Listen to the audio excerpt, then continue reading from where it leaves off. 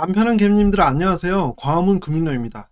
요즘에 S&P 500 지수가 다소 주춤하면서 하락기가 오는 것은 아닌지 이런 걱정을 하고 계신 투자자분들이 많으신 것 같은데요. 그래서 오늘은 하락기에 강하고요. 그리고 매달 배당금을 지급해서 설사 하락기가 오더라도 매달 배당금을 지급받으면서 마음이 편한 투자를 할 수 있는데 도움이 되는 그런 월배당 ETF를 준비했습니다. 오늘 소개해드릴 ETF는 SPLV ETF이고요. 이 ETF를 살펴보기 전에 우선 먼저 알아야 될 개념이 빅스 지수예요. 이 빅스 지수는 투자자들이 시장에서 공포감을 많이 느낄 때 이 지수가 올라가서 공포 지수라고 불리기도 하는데요. 아마 투자를 하시고 계신 분들이라면 이 빅스 지수에 대해서 한 번쯤은 들어보셨을 거라고 생각을 해요. 이 빅스 지수의 정의는 S&P 500 지수 옵션의 향후 30일간의 변동성에 대한 시장의 기대이다. 이렇게 나와 있는데요. 이렇게 설명드리면 조금 어려우니까 쉽게 풀어서 설명하면 사람들이 시장에서 생각하는 주가 변동성에 대한 예측이다. 이렇게 생각해 볼 수 있어요. 그래서 사람들이 주식시장이 많이 변동할 거라고 생각할 때 이 빅스 지수는 크게 올라가는 경향이 있고요.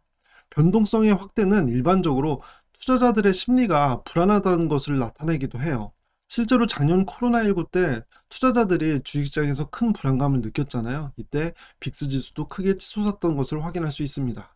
그런데 오늘 소개해드릴 SPLV ETF는 이렇게 빅스 지수가 크게 치솟으면서 주가가 급락을 할 때 상대적으로 안정적인 주가 성과를 보이기도 했고요. 그리고 월배당을 지급하기 때문에 좀 더 심리적으로 안정감을 가져다 줄 수 있는 ETF라는 점에서 오늘 SPLV ETF를 소개해드립니다. 자세한 내용을 알아보기 전에 좋아요와 구독하기 그리고 알람 설정 잊지 말아 주시고요. 지금부터 하나씩 상세하게 알아보도록 하겠습니다. 우선 기본 현황을 보시면요. 티커 같은 경우는 SPLV, 그러니까 여러분들께서 주식을 매수하고 싶으실 때 SPLV를 입력해 주시면 되고요. 운용사는 인베스코예요. 인베스코 같은 경우에는 ETF 운용 규모로 미국에서 4위 정도 되는 그런 자산 운용사이고요. SPLV ETF의 상장일은 2011년에 상장을 했어요. 그래서 운용한 지 10년 정도 되는 그런 ETF입니다. 운용 규모는 76억 달러인데요. 76억 달러라고 하면 잘 감이 오지 않으실 수 있는데 우리나라 돈으로 환산하면 9조 정도 되는 엄청난 규모의 ETF라는 걸 확인할 수 있죠. 그리고 추종 지수는 뒤에서 좀 더 상세하게 알아볼 텐데요. S&P 500 로우볼 지수를 추종하고 있습니다. 종목수는 101개의 기업에 투자를 하고 있고요. 총 비용은 0.25%예요. 그리고 배당 수익률은 1.58%의 배당 수익률을 보이는 것을 확인할 수 있습니다. 그 다음에 S&P 500 로우볼 지수의 산출 방식을 확인해 볼 텐데요. 이 지수의 이름에서도 알 수 있듯이 S&P 500 지수에 포함되는 기업을 대상으로 하고요. 그리고 S&P 500에는 약 500개 정도의 기업이 투자가 되잖아요. 그래서 이 중에서도 변동성이 낮은 100개의 기업을 선별합니다. 그러면 앞에서 어떤 기업에 투자를 할지를 정했으면 어떤 비중으로 투자를 할지를 정해야 할 텐데요. 이 가중 방식은 변동성이 낮은 주식의 투자 비중이 높아지는 가중 방식을 선택하고 있어요. 그 다음에 탑10 투자 비중을 S&P 500 ETF와 비교를 해봤는데요. S&P 500 같은 경우는 여러분들도 잘 아시다시피 애플이나 마이크로소프트 그리고 아마존 같은 정보기술 섹터에 대한 투자 비중이 높은 것을 확인할 수 있고요. 반면에 SPLV ETF는 가중 방식이 많이 달랐는데요. 제일 많이 투자되는 기업은 버라이즌이었고요. 그 다음에 P&G, 맥도날드, 허쉬 순이었어요. 그러니까 우리가 일반적으로 소비자 기업이라고 생각하는 그런 기업들에 대한 투자 비중이 상대적으로 S&P 500보다 높은 것을 확인할 수 있고요. 그리고 보유기업 상위 10개의 기업의 투자 비중은 SPLV ETF는 12.9%, S&P 500 ETF는 27.9%예요. 저는 개인적으로 배당 ETF 같은 경우는 어떤 특정 기업에 대한 투자 비중이 치우침이 없어야 한다고 생각하는데요. 왜냐면은 배당 ETF는 배당금을 꾸준하게 잘 지급하는 것이 어떻게 보면 가장 중요한 일일 수 있는데 만약에 특정 기업에 치우친 투자를 하게 되면은 그 기업이 배당금을 줄였을 경우 이 ETF의 배당금에도 영향을 받을 수 있기 때문이죠. 그래서 저는 개인적으로 SPLV ETF가 탑10의 투자 비중이 12.9% 그렇게 치우침이 없다는 것을 봤을 때 장점이 있는 ETF라고 생각을 했고요. 제가 앞에서 SPLV ETF를 하락기에 강한 월배당 ETF이다 이렇게 소개를 해드렸는데요. 실제로 이런 급락의 안정적인 모습을 보이는지 한번 확인을 해봤어요. 아래 보시는 표는 제가 앞에서 설명드린 빅스 지수, 공포 지수의 추이를 나타낸 표이고요. 이렇게 공포지수가 크게 올라갔을 때 주가 급락이 일어나는 경우가 많다고 했죠. 실제로 이렇게 급락이 일어났을 때 상대적으로 SPLV ETF의 성과가 더 나았는지를 확인해 봤는데요. 그 사례 첫 번째로 2011년 5월 10일에서 10월 3일 사이에 이렇게 공포지수가 많이 올랐을 때 S&P 500 지수는 19.01% 하락을 했고요. 크게 하락을 했죠. 그리고 SPLV ETF의 성과는 6.93% 하락을 했어요. 상대적으로 12.08% 선방을 했다고 볼 수 있어요. 그리고 2012년 4월 2일에서 6월 1일 사이에도 S&P 500 지수는 9.58% 하락하는 동안에 SPLV의 성과는 2.41% 하락하면서 7.17% 선방을 했다고 볼 수 있고요. 그리고 2014년 9월 18일에서 10월 16일 사이에도 S&P 500 지수는 7.27% 하락할 동안 SPLV는 2.41% 하락하면서 4.86%덜 하락하는 모습을 보였습니다. 그 이후에도 4.18%, 8.39%, 1.17%, 8.68% 계속 더 나은 성과를 보이다가 작년에 코로나19 위기 때 딱 한 번 S&P 500 지수가 33.79% 하락할 때 SPLV는 35.65% 하락하면서 1.86%더 하락했죠. 그래서 코로나19로 인한 하락기를 제외하면은 SPLV가 하락기에 조금 더 S&P 500보다 안정적인 모습을 보였다. 이렇게 확인할 수 있고요. 제가 영상에서 잃지 않는 투자의 중요성을 여러 번 말씀을 드리잖아요. 그에 대해서 여러분들께서 직관적으로 이해하실 수 있도록 표를 하나 준비를 해봤어요. 이거는 내가 주식 투자를 해서 몇 퍼센트 하락을 했을 때 몇 퍼센트의 수익이 나야지 원금을 회복할 수 있는지를 나타낸 표인데요. 내가 주식 투자를 해서 5% 하락을 하면 5% 정도 상승을 하면 원금 회복을 할 수 있고요. 10% 하락을 했을 때는 11%, 15% 하락을 했을 때는 18%, 그리고 40% 하락을 했을 땐 67% 상승이 있어야지 원금 회복을 할 수 있어요. 하락폭이 커지면 커질수록 상승폭은 더 크게 상승을 해야지만이 원금 회복을 할 수 있다는 것을 우리가 이 표를 통해서 확인할 수 있어요.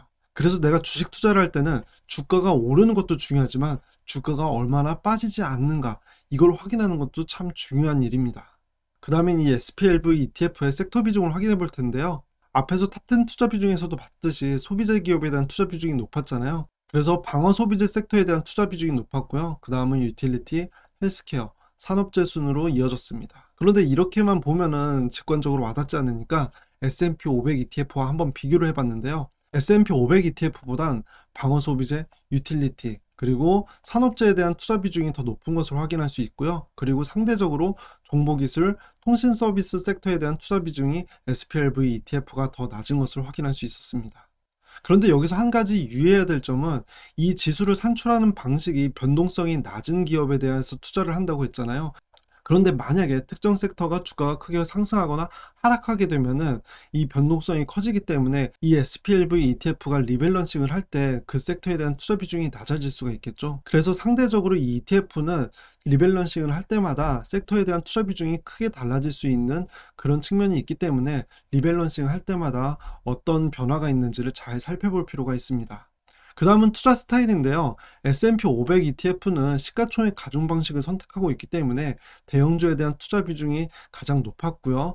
상대적으로 SPLV ETF는 대형주 투자 비중이 가장 높긴 하지만 중형주 투자 비중도 꽤 높은 것을 확인할 수 있었습니다.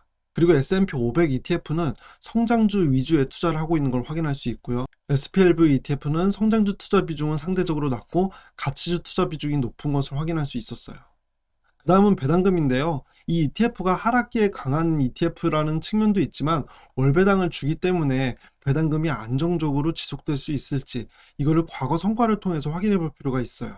그리고 보시는 것처럼 2011년 상장한 이후로 상대적으로 꾸준하게 배당금을 늘려오면서 안정적으로 배당금을 지급했다는 것을 확인할 수 있고요. 그리고 월 배당이기 때문에 지난 1년 동안에 매달 어떻게 배당금을 지급했는지 확인했을 때도 상대적으로 꾸준하게 배당금을 늘려왔던 것으로 확인할 수 있습니다. 그 다음은 과거 성과인데요. 과거 성과를 보기 전에 우리가 꼭 유의해야 할 점이 있습니다. 투자 설명서를 보면 항상 이런 문구가 있어요. 과거의 성과는 미래의 성과를 보장하지 않습니다. 그런데 우리는 가끔 헷갈려서 과거의 성과가 좋았으면 미래의 성과도 좋을 것이라고 너무 단정짓곤 하는데요. 이 과거의 성과는 정말 과거치이기 때문에 참고용으로만 해주시길 바라고요. 미래에도 똑같은 결과가 일어날 것이라고 판단해서 투자를 하시면 안 된다는 점 다시 한번 말씀드립니다. 보면은 S&P 500이 상대적으로 SPLV ETF보다 더 좋은 성과를 보인 해가 많았어요. 9번의 사례에서 6번이 S&P 500이 성과가 더 좋고요. 3번 정도가 SPLV의 성과가 더 나았는데요. 그런데 SPLV ETF의 성과에서 한 가지 눈에 띄는 점은 큰 하락이 있었던 해가 없었다는 거예요.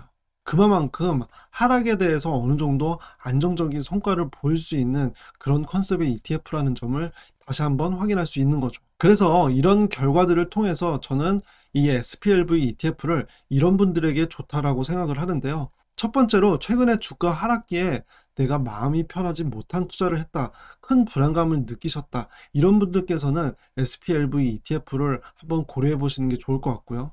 그리고 매달 배당금을 지급한다는 점도 이 ETF의 장점이라고 볼 수 있고요. 그리고 국내 상장 해외 ETF로 S&P 500이나 나스닥 100 ETF를 매수하고 계신 분들이 많은데요. 미국 직투를 했을 때 가장 큰 장점 중에 하나가 제가 생각했을 때는 여러 스타일의 ETF에 투자를 할 수 있다는 건데, 미국 직투를 하실 때도 S&P 500이나 나스닥 100에 투자를 하는 것보다는 그래도 조금 내가 하고 있는 투자를 좀 보완해 줄 수 있는 다른 스타일의 ETF를 찾는 것도 좋은 방법이라고 생각해요. 그런 측면에서 이 SPLV ETF가 투자 섹터 그리고 월배당을 지급한다는 점에서 차이가 있기 때문에 다른 스타일의 ETF를 찾는 분들에게도 장점이 있을 것이라고 생각합니다.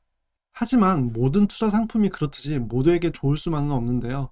내가 만약에 많은 배당금을 받고 싶은 목적으로 배당 ETF를 투자하고 싶은 분들께서는 이 ETF가 배당 수익률이 1.58% 정도 수준이라서 큰 편은 아니거든요. 그렇기 때문에 많은 배당금을 받고 싶은 분들에게는 적합하지 않을 수 있습니다.